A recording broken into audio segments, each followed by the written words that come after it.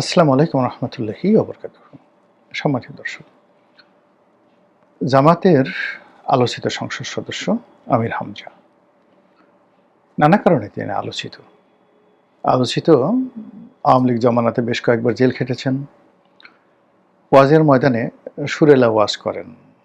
বাংলাদেশে অন্য যে সকল ওয়াজিন রয়েছেন, তাহিরি রয়েছেন, আব্বাসী রয়েছেন, তো এদের বা অন্যান্য যারা রয়েছেন, বেশ কয়েকজন, কি যেন নাম মনে আসছে না, খুব কৌতুক করেন, বিভিন্ন রকম কৌতুক করেন, অনেকে খুব রাগ হয়ে যান, জিহাদি ভাবসাব করেন।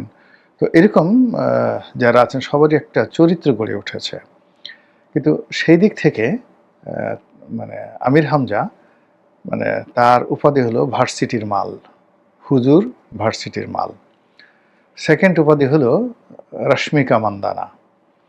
তো এই যে ভার্সিটির মাল এবং রশ্মিকা মান্দানা, এই দুটোকে নিয়ে এই বেচারার জীবন বেশ তছনছ হয়ে গেছে। এর মধ্যে তিনি যখন আবার জামাতের সংসদ সদস্য রূপে মানে মনোনীত হলেন, তখন সবাই ধরে নিল যে কি কাজ হলো, এ তো ফেল করবে, মানে এর জামানত বাজেয়াপ্ত হবে। কিন্তু সে বিজয়ী হয়ে আসছে।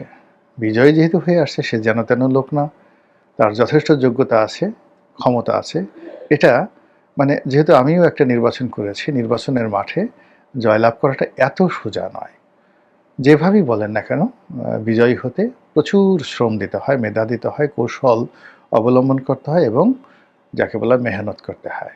তো আমির হামজা ইসলামী বক্তা থেকে এভাবে জাতীয় সংসদে এসেছেন। যদি তার এই বিজয়টা আপনি তুলনা করেন, তাহলে দেলোয়ার হোসেন সাঈদীর সঙ্গে তুলনা করতে পারেন। তবে দেলোয়ার হোসেন সাঈদী সাহেবের একটা ওয়েট ছিল, একটা উচ্চতা ছিল, এবং সে যে রিদম ওয়াজের ময়দানে তৈরি করে ফেলেছেন, এটা বাংলাদেশে আসলে ইচ্ছাই হোক অনিচ্ছাই হোক সমস্ত ওয়াইজিনকে বারবার শুধু দেলোয়ার হোসেন সাঈদীর কাছেই ফিরে যেতে হবে। তো সেই দিক থেকে পরবর্তীতে যারা আসছেন, তারেক মনোয়ার, আজাহারি, অন্যান্য যারা আছেন, তো সেই দিক থেকে তারেক মনোয়ার, আজাহারি এদেরকে নিয়ে মানে যে আকর্ষণ আছে বা তাদের যে কর্মক্ষমতা, বাস্তবতা, তার চাইতে ছোট ছোট কথা বলেছেন, কখনো অহংকার করেননি। তিনি রস করেছেন, ঠাট্টা করেছেন, মস্কা করেছেন, সার্কোজি করেছেন, এমনকি কাউকে হিট করেননি। ধমক ধামক, হুমকি ধামকি এগুলো তিনি দেননি। তো এরকম একজন মানুষ হলেন আমির হামজা। সেই আমির হামজা সংসদ সদস্য হয়ে আসছেন এবং নির্বাচনের সময় তার একটি ভিডিও বেশ ভাইরাল হয়ে পড়েছিল, যেটা সবারই হয়।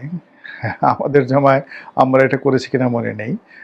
মিছিলের সামনে প্রার্থী থাকে আর পেছনে মিছিল থাকে, বড় মিছিল থাকে। তো অনেক সময় প্রার্থীর আগ্রহ হয়, সামনে যারা আছে আগ্রহ হয় যে কত বড় হলো, তো অনেকে দাঁড়িয়ে দাঁড়িয়ে দেখেন। তো এরকম আমির হামজা সাহেবও তিনি একটা মিছিলের নেতৃত্ব দিচ্ছিলেন। তো হঠাৎ করে তিনি বেশ কয়েকবার লাফ দিয়ে তিনি দেখার চেষ্টা করছিলেন তার মিছিল কত বড়। তো এটা নিয়েও বেশ ট্রল হয়েছিল। তো সেই মানুষ সংসদ সদস্য হয়ে গেছেন। এখন আপনি যাই মনে করেন না কেন, তিনি জনগণের ভোটে নির্বাচিত জাতীয় সংসদ সদস্য এবং তার সম্মান এবং মর্যাদা প্রজাতন্ত্রের যে কোনো কর্মকর্তা কর্মচারীর চেয়ে ঊর্ধ্বে। তিনি, তারেক রহমান সাহেব বা ধর্মমন্ত্রী, তারা সবাই একই ক্লাসের ছাত্র, একই লেভেলের।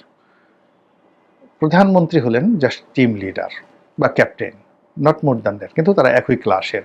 তো সংসদ সদস্য এই পদটি খুবই মর্যাদার, খুবই সম্মানের এবং জনগণের ম্যান্ডেট নিয়ে জনগণের ভোটে নির্বাচিত হওয়ার চাইতে আর বড় কোনো পদপদবি সারা পৃথিবীতে নাই। আপনি প্রধানমন্ত্রী হতে পারেন, প্রেসিডেন্ট হতে পারেন, কিন্তু যখন মেম্বার অফ পার্লামেন্ট বলা হয়, তখনই সারা দুনিয়ার যারা গণতন্ত্রকামী মানুষ আপনাকে ওইভাবে মর্যাদা দেয় যে অ্যাটলিস্ট আপনার পেছনে 5 লাখ, 500,000 পিপল বাংলাদেশের মতো জায়গাতে আপনার সঙ্গে আছে।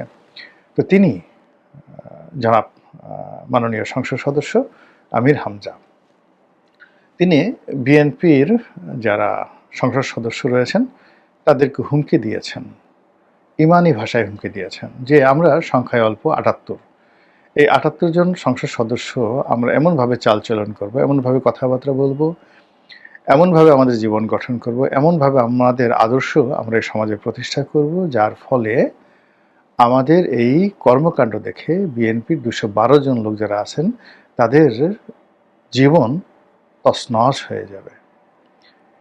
তারা লুচ্চামি করতে ভয় পাবে, গুন্ডামি করতে ১০ বার চিন্তা করবে, টিয়ার কাবিখা বিক্রি করতে গিয়ে তারা জামাতের যারা সংসদ সদস্য তাদের দিকে তাকাবেন। তারপর আরও যা কিছু রয়েছে, যে সকল দুষ্কর্ম সাধারণত ক্ষমতাধর লোকেরা করে, সেই কাজগুলো তারা করতে পারবেন না। এটাই উনি আসলে বোঝাতে চেয়েছেন। উনি যে শব্দটি ব্যবহার করেছেন সেটা হলো তাদেরকে তীরের মতো সোজা করে রাখবো। আপনারা জানেন যে তীর খুব সোজা হয় এবং তীরে মাথায় যে অংশটি ফলা থাকে, তীরের ফলা থাকে, আর পেছনে অনেকটা লেজের মতো থাকে। তো ফলাটা থাকে আঘাত করার জন্য, ফলাটা থাকে আঘাত করার জন্য, আর লেজটা থাকে হলো তীর ছোড়া হলে, তীর যখন আপনি ছোড়া হয় তো ওই লেজের সঙ্গে মানে ধনুকের যেটাকে আমরা শিলা বলি, সেই ধনুকের শিলা লাগিয়ে তারপর টান মেরে সেটা ছেড়ে দেওয়া হয়। এবং ওই যে ধনুকের যে লেজটা রয়েছে এটা অনেকটা প্রোপেলারের মতো, এই প্রোপেলারের উপরে নির্ভর করে মানে যিনি তীর নির্মাণ করেন তার দক্ষতা এবং অভিজ্ঞতা। পারস্যের যারা লোকজন রয়েছেন তাদের মানে খ্যাতি ছিল যে তারা এই তীর এবং ধনুক নির্মাণে পৃথিবীর সেরা ছিলেন এবং তাদের সেই ধনুকের মতো এত ধনুক পৃথিবীর মধ্যযুগে কেউ তৈরি করতে পারেনি। আর তাদের যে তীর, সেই তীরের সামনের অংশ এবং পিছনের অংশ এটা এতটা নিখুঁত ছিল যে সেই ধনুকের তীর তোলা মাত্র সেটা মানে অভীষ্ট লক্ষ্যে পৌঁছে একেবারে কাঙ্ক্ষিত জায়গায় আঘাত করার যে ক্ষমতা, এটা পারস্যবাসীর মতো কেউ ছিল না। তো এটা এখানে বললাম এই কারণে যে বিএনপির যারা লোকজন আছেন তাদেরকে তীরের মতো তিনি সোজা করে ফেলবেন।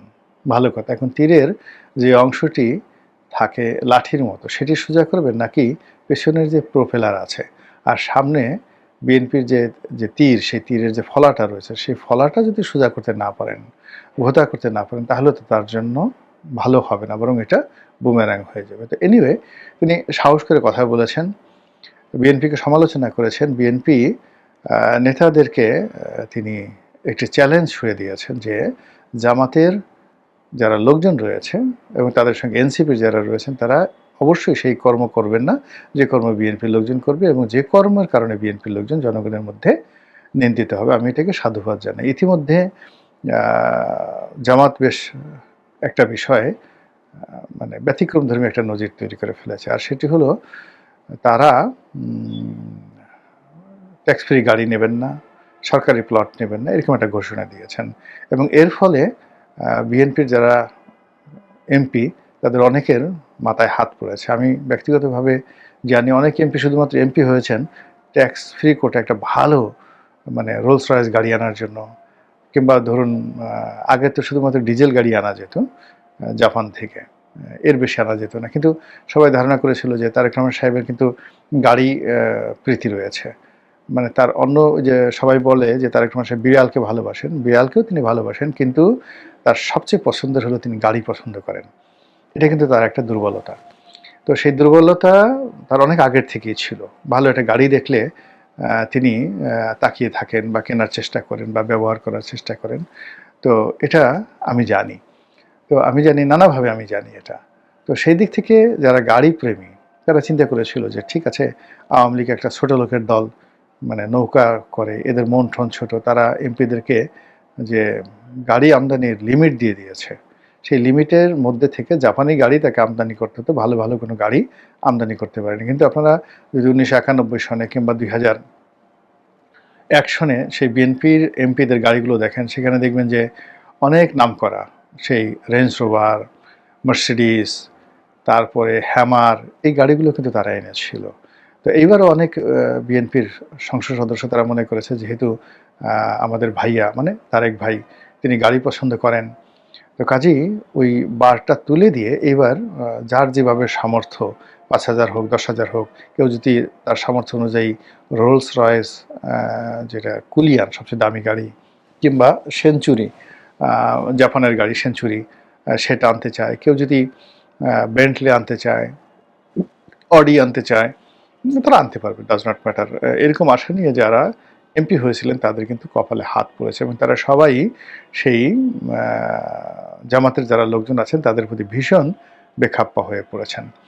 এখন যদি আমির হামজার কথা মতো জামাত দুর্নীতির বিরুদ্ধে জিহাদ ঘোষণা করে এবং দুর্নীতির বাংলাদেশে যে কোনো দুর্নীতি, চাঁদাবাজিকে তারা মানে ঘৃণা করা শুরু করে এবং জামাতের যে প্ল্যাটফর্মগুলো রয়েছে সেই প্ল্যাটফর্মে প্রতিটি মুহূর্তে বিএনপির নেতাকর্মীদের যে ভুল ভ্রান্তিগুলো, ত্রুটিগুলো, অন্যায়গুলো, অপরাধগুলো তারা এইভাবে জিহাদের আকারে তুলে ধরে, তাহলে ওই যে এখন যে শব্দগুলো নিয়ে জামাত এবং বিএনপির মধ্যে গণ্ডগোল হচ্ছে, ইনকিলাব, তারপর মজলুম, এই যে শব্দগুলো হচ্ছে, সেই ক্ষেত্রে আবার সেই ইনকিলাব হয়তো প্রাধান্য পেয়ে যাবে, আবার সেই মানে জাগোবাহে কণ্ঠে সবার মতো আবার ফিরে আসবে বাংলায়, সেই নুরুল দিনের মতো করে সে আবার সেই ইল্লু পিঙ্কুরাই কিন্তু আবার বাংলাদেশে রাজত্ব করতে চলে আসবে। এর কারণ হলো যে এই যে সামাজিক মাধ্যমে মানুষকে সুড়সুড়ি দেওয়া, উত্তেজনা দেওয়ার ক্ষেত্রে বাংলাদেশ কেন, শুধু বাংলাদেশ, ভারত, পাকিস্তানে এখানে আসলে ইল্লু পিঙ্কুর মতো এত প্রভাবশালী কেউ হয়নি। তো সামহাও তারা জামাতের এজেন্ট বা জামাতের মাস্টার বা জামাতের মালিক বা জামাতের পীর, হোয়াট এভার মেবি, আপনি আপনার মতো করে বলতে পারেন, কিন্তু তাদের সঙ্গে জামাতের একটা সম্পর্ক আছে। তার সঙ্গে সঙ্গে আরও বিখ্যাত বিখ্যাত ব্যক্তি রয়েছেন সেই জামাতের যারা লোকজন রয়েছেন। তো এরা সবাই মিলে যদি আমির হামজার সঙ্গে একত্র হয়ে সত্যিকার অর্থে বিএনপির লোকদেরকে তীরের মতো সোজা করতে চায়, যদি সৎ উদ্দেশ্যে করতে চায় দেশের জন্য খুব ভালো হবে, আর যদি অসৎ উদ্দেশ্যে করতে চায় তাহলে আমরা সবাই বিপদে পড়বো। মহান আল্লাহ আমাদের সবাইকে হেদায়েত দান করুন এবং হেফাজত করুন। আসসালামু আলাইকুম ওয়া রাহমাতুল্লাহি ওয়া বারাকাতুহু।